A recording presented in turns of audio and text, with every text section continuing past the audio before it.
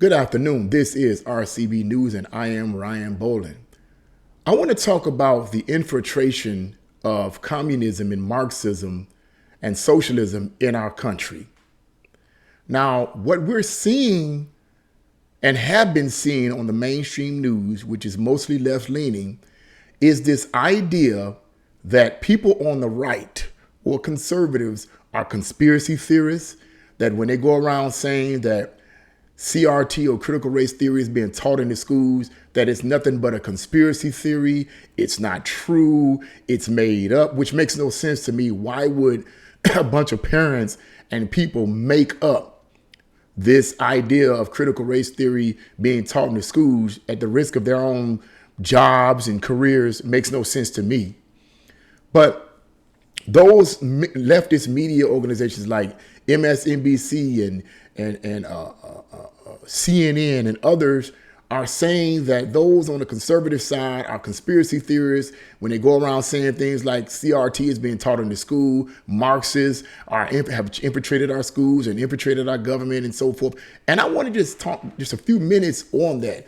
And I want to just say right up the front that this is not a conspiracy theory. It is not a conspiracy theory. And how I'm going to prove that assertion is I'm going to name 10 Marxist organizations that have infiltrated America and have been a part of the American landscape, if you will, for quite some time. Because it's clear that we can see Marxism operating in our society. Now, in case those that don't know what Marxism is an ideology that stemmed from Karl Marx, the creator of communism and the writer or the co-writer of a list of writings known as the Communist Manifestos, written in 1848. And essentially, Marxism is, as I said, the philosophy or the ideology that teaches that all societies are made up of class wars.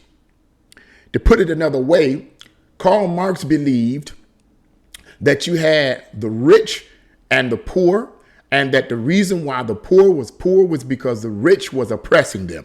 And in order for the poor to get out of their detrimental situation, they had to unite together and forcefully overtake the rich. So that's basically the core philosophy of Marxism. All right. In America, Marxism is being spun a different way. It's not only being spun in reference to the rich oppressing the poor, but it is also being spun in terms of whites oppressing blacks, and this group, men oppressing women, and heterosexuals oppressing homosexuals and transgenders. This is being played over and over and over and over again in movies, commercials, sitcoms, music, the news. We are surrounded by this divisiveness that is pushed towards us in almost every aspect and institution in our society. It's in the schools and even in some of the churches. And what I want to bring out the reality behind the deception. Because as has been said, and as I have said, Marxism has infiltrated America. It started in the early 1900s. Many historians believe it started in 1933 when the professors from the Frankfurt School of Marxism migrated here to America. And then they began to, under the assistance of John Dewey, who was also a socialist that visited Russia in the early 1950s. Well, I'm sorry, that's a correction. Visited Russia in the early 1900s, correction. He basically helped the Frankfurt School professors migrate into our society, and he placed them into different institutions like Columbia Institution and Columbia University, Princeton, and other universities all over the country, and they began to spread their philosophy of Marxism in order to dismantle or destabilize America and get them to embrace Marxism. This is also known as cultural Marxism. Now, There's a lot of talk. There's a lot of talk about that, and you see it physically. You can see it being manifest in our society. But the question is, who are the names of these individuals? Because that's where the idea. What are their names? Who are these individuals? Because that's what the idea of it being a conspiracy theory is being spun by the mainstream media. It's just a conspiracy theory. There's no such thing. But I'm going to show you, based on my reading, that it's not a conspiracy theory, that there are actual organizations that have actually infiltrated our society. And the writer of this particular book that I'm about to show you, his argument is that these different groups are trying their best and have been successful to some extent of infiltrating the Democratic Party. That's why the Democratic Party, in most instances, not all the time, but that's why the Democratic Party on perhaps the local level, state level, and federal level, most of these federal level, are so radical in their views. It is because these are not the same Democrats that were around when John F. Kennedy was around. Now, this book is entitled, Give Me Liberty, Not Marxism. Give Me Liberty, Not Marxism. Written by Lieutenant Robert L. Maginnis, I believe his name. I might have butchered his last name, but Lieutenant Robert L. Maginnis. Well researched, well documented. You know, look at all this in the back, all this research, all the notes in the back. So if you guys decide to purchase this book and you want to see where he gets his information, all the notes are in the back. So it's not made up. It's not a conspiracy theory. It's not something that he just said off the top of his head. He qualifies his argument with documentation. So I'm going to read some of the groups that he names in one of the chapters as groups that have Marxist groups that have infiltrated our country. Number one, Communist Party USA. Communist Party USA, abbreviated CPUSA.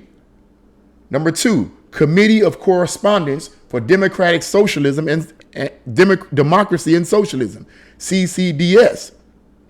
Number three, Freedom Road Socialist Organization, RFSO. Number four, Democratic Socialists of America, DSA. And Democratic Socialists of America, or DSA, or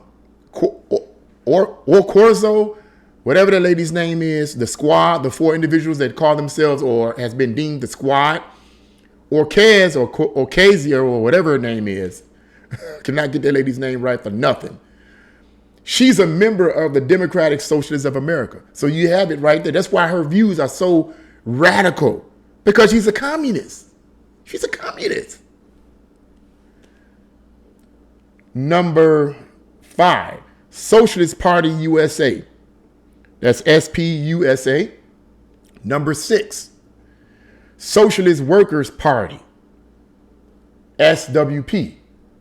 Number seven, Freedom Socialist Party, FSP.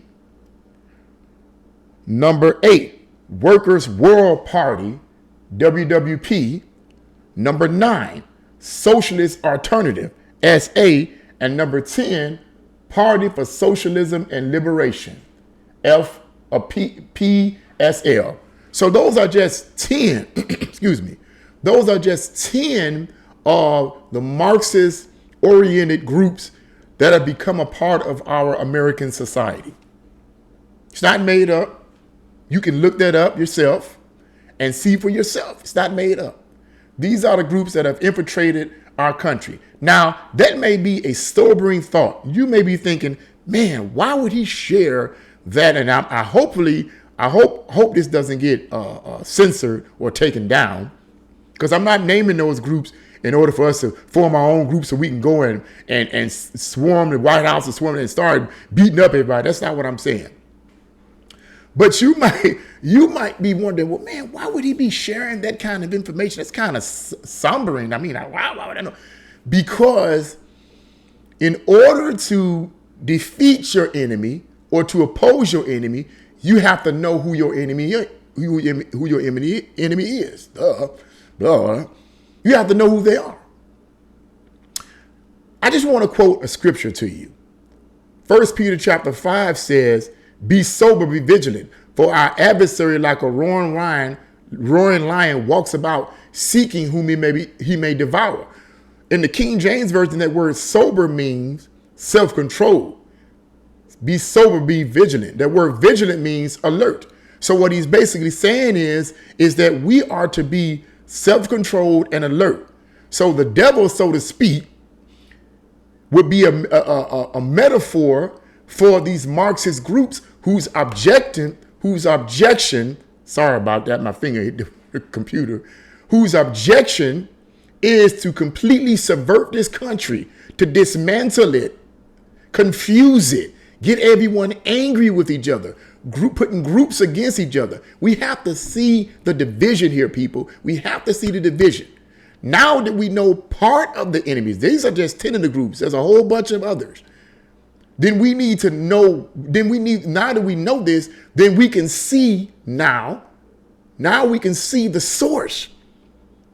And now that we see the source, we have to maintain a soberness, an ability to be self-controlled and not allow these people to rear us up, but also to be alert at their tactics and their devices that they use to divide people, and then devise a tactic ourselves to oppose what they're saying or to oppose what they're doing.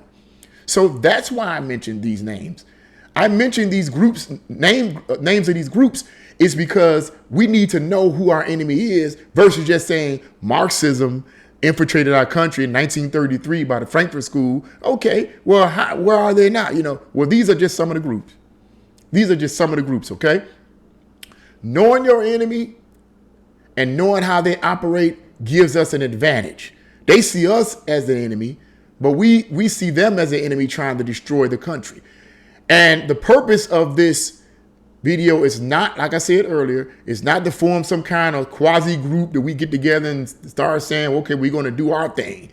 The purpose is to give information so that you can create an argument against their divisiveness and hopefully, by the grace of God, win the argument. And more people will come over on the side of conservatism, or at least maintain a neutrality about themselves. Because we're talking about radical leftist views. We're not talking about the old Democratic Party from the early 1900s and the 1950s, 1940s and 30s and so forth and 50s. We're not talking about that Democratic Party. We're talking about what is known as the New Left, the radical New Left that started in the 60s. And this radical New Left that started in the 60s was another group too. Let me say this real quick.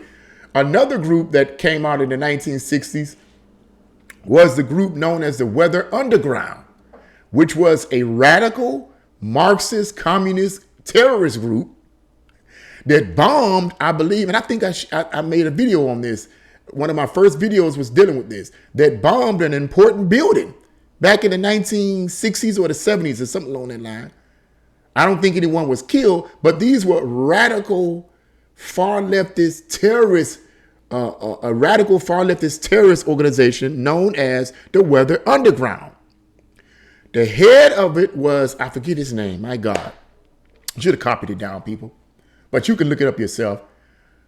Based on the information that I remember, the head of this Weather Underground group, Bill Ayers, I believe his name is, Bill Ayers, he became a tenor professor in, I believe, Columbia University. So this terrorist, this actual terrorist whose intent was to do bodily harm, is teaching in the universities. But yet you have teachers in our schools right now labeling concerned parents as domestic terrorists, while at the same time you have true terrorists in our universities who actually committed acts of terrorism in our country. Are you kidding me? We got to wake up, man. We have to wake up. But I just wanted to bring that out there. I needed to get that information out there, guys. What do you guys think about the list that I gave you? If you got any more, name it. Put it in the comment section box below, or comment section. But put it in the comment section below. If you guys like this video, press the like button, share this video, and subscribe. God bless you all. Thank you very much, and see you again on RCB News.